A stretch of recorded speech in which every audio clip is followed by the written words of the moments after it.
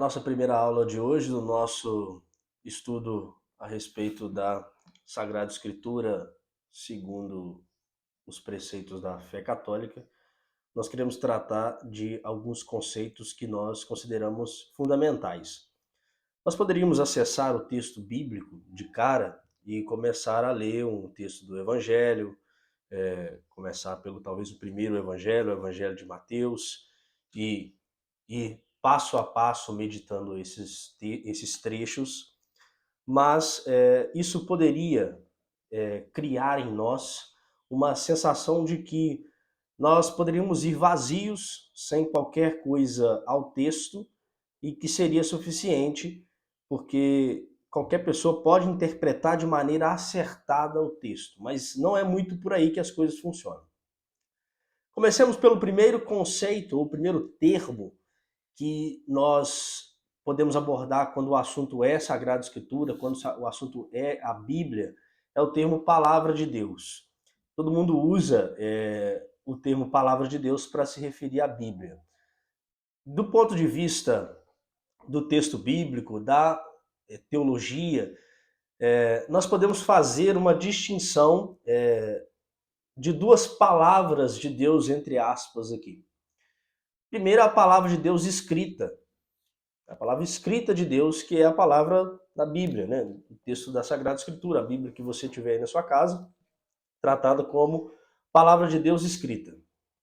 Mas podemos também fazer a distinção do termo palavra eterna de Deus. Esse termo, no caso, é se referindo a nosso Senhor Jesus Cristo, a segunda pessoa da Santíssima Trindade, o Verbo Divino. Jesus, de forma muito mais precisa, muito mais exata, inclusive, é quem é a palavra de Deus. O Cristo é a palavra de Deus. A Escritura, ela é a palavra de Deus na medida em que nós consideramos que ela fala deste verbo divino. Se ela não falar desse verbo divino, ou não falasse desse verbo divino, ela não seria a palavra de Deus. Então, o texto, ele não possui essencialmente o termo, a natureza ser palavra de Deus, senão estando em sintonia com o verbo divino, com a noção de que o verbo divino é a palavra de Deus. E aqui nós percebemos que o texto bíblico ele é escrito por diversos autores em diversos momentos da história. E nós poderíamos pensar assim, tá, mas como que o Cristo, que se fez carne muito tempo depois, ele é a palavra de Deus eterna, e como é que a palavra de Deus transmitida no Antigo Testamento, que é anterior, então, na ordem do tempo aqui, né, ao Cristo encarnado, como que esta palavra de Deus do Antigo Testamento é a palavra de Deus, porque é a palavra de Deus que fala do Cristo, sendo que o Cristo se encarnou depois. O Cristo é quem opera a unidade do texto. E aqui mostra para nós que é isso que eu acabei de falar no início da nossa aula. Não adianta nós olharmos para o texto, irmos vazios de qualquer coisa do texto e falar assim, vou interpretar isso aqui de acordo com o que der na minha cabeça. Não adianta, porque justamente esse já é o primeiro pressuposto, né? O Cristo é que faz a unidade do texto, mas o Cristo se fez carne num período da história. Como que os autores sagrados que escreveram lá o livro do Gênesis, Êxodo, profeta Isaías e por aí vai, esses autores estão falando do Cristo, porque se não falarem do Cristo, não falarem da palavra de Deus, não é palavra de Deus.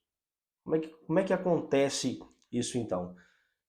A primeira coisa, de forma muito mais prática para nós, antes de entrar no aspecto teórico, é que toda vez que nós vamos interpretar um texto do Antigo Testamento, por exemplo, o Cristo é a nossa chave de interpretação. Por isso nós vemos aquele texto do profeta Isaías que fala do servo sofredor, e nós olhamos para esse texto e falamos, ó, esse texto aqui, nesse caso é Jesus, é o Cristo. Por quê? Porque nós estamos usando o Cristo, e principalmente dentro da Escritura, o próprio Evangelho, para interpretar os demais textos. Por isso que o Evangelho é tratado no próprio Catecismo da Igreja Católica como o coração da Escritura. Então, o Evangelho é o coração da Escritura e o Evangelho é Cristo. Cristo, então, se torna a chave de interpretação de toda a Escritura. E aí, quando nós olhamos para isso tudo, né, do ponto de vista prático ainda, nós percebemos que a unidade da Escritura é no Cristo, então eu posso interpretar todos os textos. Obviamente, nós vamos falar sobre os sentidos do texto mais para frente, numa outra aula. Eu posso interpretar todos os textos tendo Cristo diante de mim, tendo sempre a figura de nosso Senhor Jesus Cristo diante de mim. Por isso que quando nós vamos, do ponto de vista prático aqui para nós, essa aula bem prática também, quando eu vou começar a ler a Escritura, a pessoa assim, por onde eu começo? Começo pelo Evangelho. Podemos cair numa ilusão de o melhor começo é sempre pelo primeiro livro, o livro dos Gênesis. Claro, é um começo possível. Mas começa pelo livro dos Evangelhos. Por quê?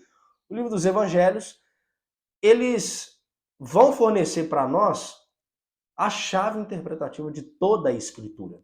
Então, se eu leio os Evangelhos, se eu medito na vida do Cristo, eu vou conseguir entender melhor toda a Escritura. Porque eu entendo melhor por que determinadas coisas aconteceram, não só naquele momento, mas se referindo ao Cristo. Nós olhamos para a Escritura e pensamos assim, Deus fala por nós através de palavras. A Escritura nos mostra que Deus fala conosco por meio de coisas. A transmissão da revelação, ela é por palavras, então eu posso interpretar a palavra, fazer uma hermenêutica da palavra, mas também de coisas, acontecimentos, e eu posso fazer uma hermenêutica. Por isso que nós olhamos, por exemplo, para o milagre, por exemplo, de Jesus. Jesus vai lá e faz o milagre. Nós podemos fazer uma hermenêutica desse milagre. Não dizendo que o milagre não existe, não é isso. Né? Nada disso. Mas para dizer o que Deus quer mostrar com esse milagre. Deus quer mostrar que é só para multiplicar o pão e comer, encher a barriga e está tudo certo? Não, tem um algo a mais que Deus transmite, Deus se revela, Deus se comunica por palavras e coisas. Então, o primeiro termo para nós é a palavra de Deus. Então precisa ficar claro para nós, a palavra de Deus, a Escritura, só é a palavra de Deus porque se refere ao Cristo, porque ela aponta para o Cristo, porque ela fala do Cristo, porque ela, se for o Antigo Testamento, ela prepara para a chegada do Cristo, se for o Evangelho, ela narra a vida do Cristo, se for as cartas do Novo Testamento, elas falam partindo do Cristo e por aí vai. E por aí vai. Outro termo importante para nós, essa aula, nós vamos tratar de 3 termos nessa aula. A primeira, a palavra de Deus, já falamos, e ainda nós vamos falar da parte teórica de como que o Cristo ele consegue ser a unidade da Escritura, mesmo tendo se encarnado antes, né? Embora o Cristo, segunda pessoa da Santíssima Trindade, é eterno, Filho eterno do Pai. A inspiração. Nós temos lá na segunda carta de Timóteo, de São Paulo a Timóteo, no capítulo 3, versículo 16, que diz para nós, com muita clareza, que a respeito da inspiração da Escritura. Diz o seguinte, toda Escritura é inspirada por Deus e é útil para ensinar, para argumentar, para corrigir, para educar, conforme a justiça. Então toda a Escritura é inspirada por Deus. Então aqui a gente percebe o seguinte, se eu olho, por exemplo, para a segunda carta de São Paulo a Timóteo, o apóstolo Paulo é aquele que escreve a carta. Ele é o autor da carta também. De quem que é essa carta? Essa carta é de Paulo. Essa carta é do apóstolo Paulo. Mas o mesmo texto diz para nós que toda a Escritura, toda a Sagrada Escritura, toda a Bíblia é inspirada por Deus. Essa ideia de inspiração, o termo, né, inspiração, significa esse soprar para dentro, né? Puxar o ar. No caso, a gente faz o movimento de puxar o ar para dentro, mas aqui Deus que sopra o ar para dentro da Escritura, assim como a gente pode fazer uma analogia, assim como ele fez com o homem no início da criação. Ele sopra nas narinas do homem e aí tem vida. Então, inspiração é esse soprar de Deus que faz com que a Escritura seja divina. Mas a inspiração da Escritura não acontece depois que o texto está pronto. Não é que o apóstolo Paulo escreveu o texto e depois Deus foi lá e inspirou o texto. Não é assim que funciona. Não é assim que nós entendemos na teologia, não é assim que a própria Escritura entende. Obviamente, o apóstolo Paulo escreve o texto, às vezes sem ter muita noção e pretensão de que aquele texto seja considerado uma escritura. Inclusive, nesse momento aqui que ele escreve isso, ele está muito se referindo ao Antigo Testamento. De que o Antigo Testamento, que era ainda a escritura que estava disponível e organizada para nós, o cânon que estava disponível ali eram os textos da Septuaginta, então textos do Antigo Testamento, de situações do Antigo Testamento, e os apóstolos pregavam essas passagens do Antigo Testamento se referindo ao Cristo. Então a própria tradição da igreja mostra para nós que desde o início, até mesmo os textos do Antigo Testamento eram usados tendo em vista a unidade da Escritura no Cristo, até mesmo antes do Novo Testamento estar escrito. Então não é que o texto sagrado ele é inspirado depois que ele já está pronto, mas na própria confecção do texto. Então nós temos uma distinção, uma autoria dupla, podemos dizer assim. Por um lado, você tem o autor Paulo, né, Mateus, por aí vai, que é o autor instrumental. Nós podemos usar essa linguagem. Tecnicamente, a gente poderia usar a linguagem filosófica, ele é o autor material. Ele é o autor que escreve mesmo, e nós chamamos de agiógrafo. Ele não vai escrever nada que não tenha, ele não tenha conhecimento daquilo. Então, se você pega um texto do Antigo Testamento e que está dizendo lá, por exemplo, que o sol parou, ou qualquer coisa do tipo assim, você fala, viu, aí tem um problema, nós vamos falar disso ainda nessa aula, porque o sol não para, o sol não sei o que e tal. O autor daquele momento, ele não tinha esse conhecimento. Então Deus não vai inspirá-lo a escrever coisas que não está dentro do horizonte do conhecimento dele. Então as próprias analogias, as próprias comparações só serão colocadas no texto sagrado pelo autor material instrumental porque ele conhece, porque ele já viu, porque aquilo é conhecimento pessoal dele. E nós temos a autoria essencial, ou, na linguagem filosófica, a autoria formal, que é o próprio Deus. Deus é que coloca uma forma divina na Escritura. É como se o texto material fosse uma massa disforme e Deus informa naquela massa uma natureza, entre aspas, aqui, uma natureza de divindade, divina naquele texto. Traz a forma divina. Como que ele faz isso, né? Isso tudo no Cristo. O Cristo, porque o Cristo é a palavra de Deus. O Cristo é a inteligência de Deus. O Cristo é o verbo de Deus. Então, nós podemos dizer que quando se fala de inspiração divina na Escritura, a Escritura ela é uma Escritura de dupla autoria. Não é que dois autores, como hoje a gente tem, escreveram um livro, juntaram e vamos escrever um livro juntos aqui e tal. Não é isso. É que o autor, que a gente conhece como Lucas, Marcos, João, esse autor é o autor material e instrumental do texto. É aquele que pega e escreve. É usado, inclusive, mas não no sentido de fantoche.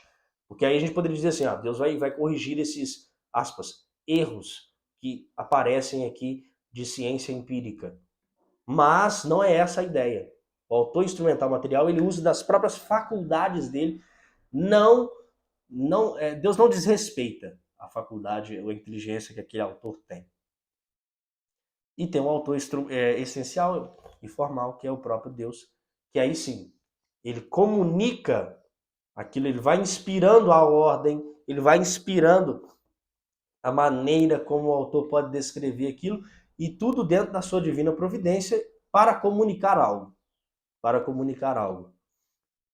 E o próximo conceito, termo, que a gente encerra a nossa aula com esses três termos, é o termo chamado inerrância.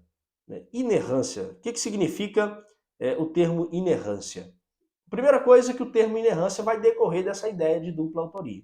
Se o texto fosse apenas um texto de um autor instrumental material, e é o único autor, não tivesse essa dupla autoria, a escritura não teria como adjetivo essa ideia de inerrância.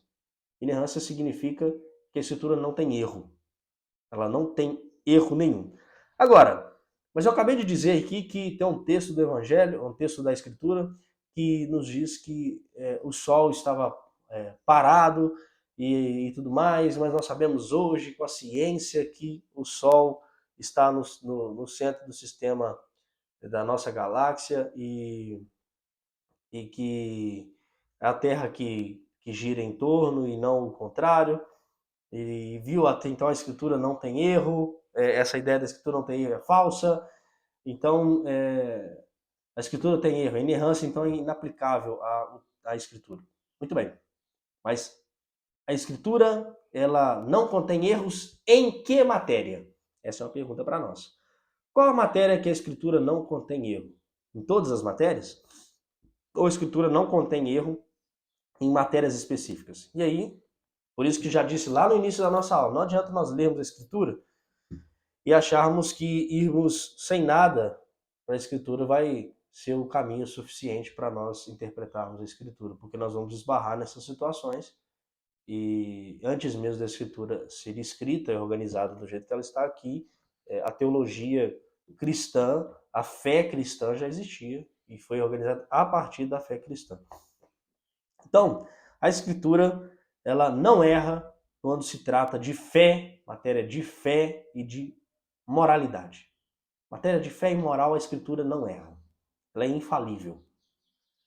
E aí, também pode entrar uma situação importante para nós, do tipo assim, pô, mas tem no Antigo Testamento algumas leis que os cristãos hoje em dia não se utilizam dessas leis mais. Como que agora justificaríamos assim a moralidade dos atos se algumas leis são abandonadas?